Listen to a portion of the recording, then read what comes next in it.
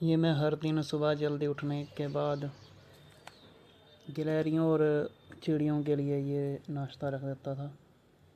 ये वीडियो काफ़ी पुरानी है, जब मुझे पता चला था कि रिजेक्शन हो गई है तो उस टाइम की वीडियो है ये। तब मैं ये सोचता था कि योग करके और नेचर के साथ रह के हम अपनी किडनी को वापस सही कर लेंगे। ऐसा नहीं है कि ये नाश्ता मैं आज सिर्फ रिजेक्शन होने के बाद ऐसा डाल रहा हूँ। मैं बचपन से ही चिड़ियों के लिए, कुत्तों के लिए, गिलहरियों के लिए आदत बनाई हुई है कि हर दिन कुछ ना कुछ उनके लिए डालना है। और ये पानी रख देते हैं हम उनके लिए। गर्मी का मौसम भी है, पानी पीना हमारे लिए जितना ज़रूरी है उतना जीवों के लिए भी। बट अब बात ऐसी है कि हमें पानी नहीं मिलता पीने को, क्योंकि हम पेशेंट हो गए हैं। बट ठीक है, जैसी भगवान ने रखा हुआ है हम वैसा रहेंगे और एकदम योद्धा की तरह जिएंगे। और इसके बाद मैं कोशिश करता हूँ कि ज़्यादा से ज़्यादा धूप में रहूँ और नेचर में रहूँ, हवाओं में रहूँ। और इसके बाद हम एक्सरसाइज थोड़ी शुरू करेंगे। हाथ को हिला देना, पाँव को हिला देना। सुबह का ये जो टाइम होता है ये सबको धूप में कुछ देर खड़ा रहना चाहिए नेचर के साथ, क्योंकि ये जो एक्सपीरियंस है ये बताने से नहीं आएगा, ना ही ये मैं आपको दिखा सकता हूँ कि ये कितना बेस्ट होता है। यदि आप ये खुद स्वयं आप सुबह 7 बजे तक, लास्ट 7 या 8 बजे तक आप यदि नेचर के बीच में रहते हैं, पेड़ों के बीच में रहते हैं, जानवरों के बीच में रहते हैं, तो आपको खुद ही एक्सपीरियंस मिल सकता है। ये बताने से नहीं आ पाएगा कि कितना बेहतरीन अनुभव होता है। और अगर हवा चल रही हो तो हवा भी बहुत सही लगती है। तो अभी मैंने थोड़ी एक्सरसाइज कर ली है। ये उस टाइम मैं किया करता था, मेरी मंशा यही थी कि एक्सरसाइज करके या कुछ भी करके किडनी को रिजेक्शन होने से बचाना है, किडनी को वापस लाना है। योग करता था।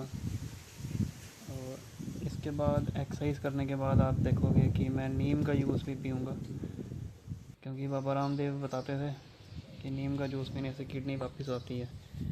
तो मैंने नीम का जूस भी पिया हुआ है, ऐसी बात नहीं है। अब मैं बैठ गया हूँ योगाभ्यास करने।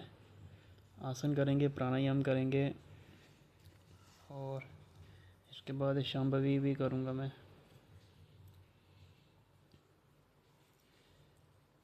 वैसे सही बताऊँ तो मुझे आसन करने में जितना मज़ा आता है या जितना रोचक लगता है, इतना कुछ और नहीं लगता। आसन करते टाइम मैं एकदम खो जाता हूँ। मुझे ना ही शरीर का भान रहता है, ना ही मन का। एकदम शरीर और मन से विरक्ति जो होती है वो मिल जाती है। सही बताएं तो काफ़ी मज़ा आता है आसन करने में और प्राणायाम करने में। उस टाइम मेरे से जितना हो पाया मैंने अपने मुताबिक किया, चाहे आसन हो या प्राणायाम हो या क्रियाएं हो, जितना ज़ोर लगा सकते थे किया। लेकिन किडनी वापस तो नहीं आई। ये घी का जूस है जो रामदेव बाबा बताते थे कि घी का जूस पीना चाहिए। और मैं उस टाइम थोड़ा चिढ़ भी गया था कि मैं ये क्या सब कर रहा हूँ। मैंने दूध पीना छोड़ दिया था। मैं दूध नहीं पीता था, दही नहीं खाता था, पनीर नहीं खाता था, डेयरी की बनी कोई चीज़ें नहीं खाता था। ये मैंने कम से कम 3 महीने तक किया। मैंने मिलेट भी खाए हैं जो मुझसे खाए नहीं जाते थे। और ये देखिए, ये सब घी का जूस हो गया, नीम का जूस हो गया, या मिलेट की रोटियां हो गई, सब्जियां हो गई, डोसा खा यही रहा हूँ। सब मेरा खाता था मैं। कल मन कर रहा था बहुत खाने का डोसा, और ये आज मम्मी ने बना कर दिया हुआ है। सच में बहुत ज़्यादा टेस्टी है। मैंने पिछले 15 दिन से मिलेट वाले खाना खा रहा हूँ, और डोसा मैंने खाया नहीं है कई दिन से। कुछ भी ढंग का नहीं खाया, दूध भी नहीं पिया। और हमारी मम्मी बहुत ज़्यादा मेहनत कर रही है कुछ खिलाने के लिए, तो आज उन्होंने कोई अब मैं शाम का योग कर रहा हूँ। सच बताऊँ तो मैंने बहुत ज़्यादा प्रयास किया था कि अपनी रिजेक्टेड किडनी को वापस ला सकें, क्रेटिनिन को कम कर सकें, यूरिया डीएपी जो भी यूरिया जो भी बढ़ा हुआ डीएपी नहीं, यूरिया जो भी बढ़ा हुआ है वो कम कर सकें। तो उसके लिए मैंने योग किया था, वॉक भी की थी। मैं 2-2 घंटे तक वॉक करता रहता था। मैंने पानी भी लिमिट में लिया था, जितना यूरिन आउटपुट निकलता था उतना पानी पीते थे, 2 या 1.5 लीटर।